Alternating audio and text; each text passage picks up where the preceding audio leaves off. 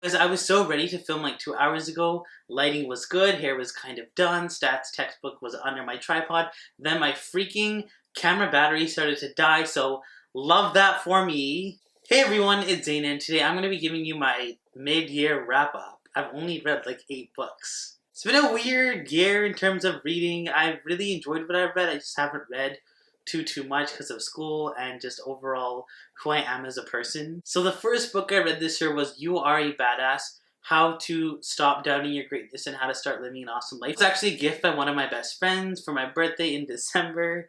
I read it like 3 months ago, whatever. I was so happy to be gifted this book just because I really am all about that self-care and self-growth right now, and this book did not disappoint in any way, shape, or form. The book is essentially a compilation of advice and tips on how to live a better life. I know that makes it sound like a lot of other self-help books, but for me, I really enjoyed it. While I don't have a physical copy of the book with me right now, I did have a lot of sticky tabs in the book just because I found all of the advice to be so useful. Jen Sincero is so succinct in her advice, but it's also advice that can be applied to a lot of areas in your life. So if you're struggling in any way, I would definitely recommend this book just because, again, you'll find something useful in it. The next book I read this year was Sleep Smarter by Sean Stevenson. As the title suggests, this book is all about sleep and tips on how to sleep better, and this was just amazing for me. There was so much, again, applicable advice in here. It was rooted in science, but it wasn't to the point where it was like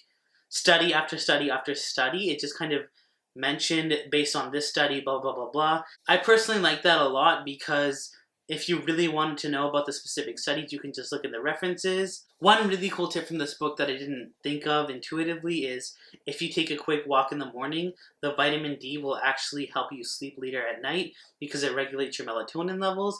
And I just thought that was really cool, and again, this book is just full of amazing advice like that. And again, it isn't super dense either. So if you're having trouble with sleep or just you're interested in sleep in general, I would definitely recommend this book. The next book I read this year was Nonviolent Communication by Marshall B. Rosenberg. This book is all about how to communicate in a way that lets you get your point across without being defensive or without having that anger in your heart. I know that sounds really cheesy, but that's really what the core of it was. The fact that there's scientifically stratified ways of communicating effectively is just so comforting because I feel like communication is really deteriorating these days with social media and subtweeting and all this garbage. Even texting can be problematic because you're not always able to communicate your tone effectively. Also, I'm so sorry, it's been a little while. I gave You're a Badass 5 stars,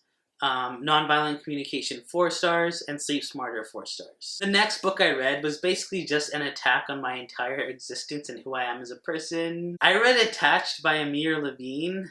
Attached is a book that essentially illustrates the science behind attachment theory and how it can affect you in a romantic relationship, and by extension your platonic relationships as well. I don't want to get too much into it because I might do a full review on this and it's kind of sciencey and I don't want to get too much into that right now. So this book actually delineated 3 different attachment styles: anxious, avoidant, and secure. If you're secure, that's like the gold standard according to this book.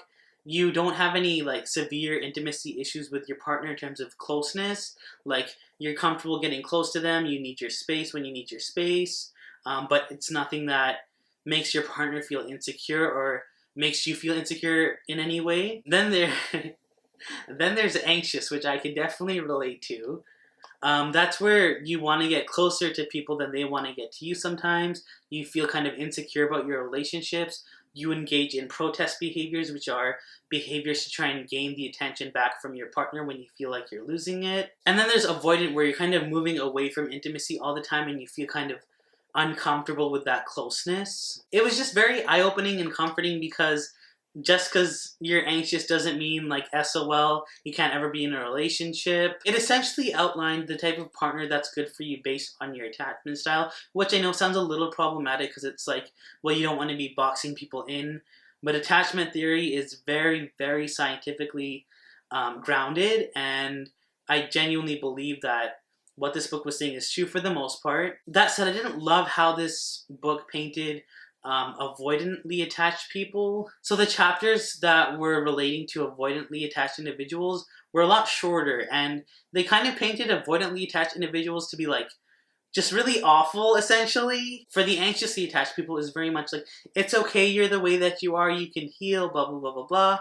But for the avoidantly attached people, it was more, it just wasn't as comforting, I guess. That said, I still gave this book 4 out of 5 stars because I personally found it really helpful, and I did enjoy how there was, again, a lot of examples and personality tests that you could take. If you feel like you have issues with intimacy, or you just want an idea of what the general population is like when it comes to intimacy in relationships, I would definitely recommend this book. The next book I read this year was The Golden Tower by Cassandra Clare and Holly Black. This was a little bit of a letdown. My Goodreads review was like, oh, this is great, blah, blah, blah, blah. But then when I really started to think about it, I was like, I think I'm conflating my love for the other 4 books with this book, but as a book in itself, it wasn't that good.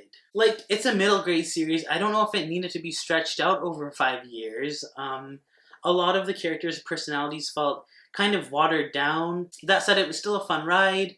The humor was kind of there, and it did make me feel a certain type of way, especially at the end. Can't really say what this book is about because it is the final book in a series, but I will leave my review for The Iron Trial down below. The final book I read this year so far was What If It's Us by Adam Silvera and Becky Albertelli. I'm so glad I read this book. Finally, it came out in like October or something, and I'm so happy that I loved it so much. I literally can't even form coherent thoughts because I just finished this yesterday and it was so good.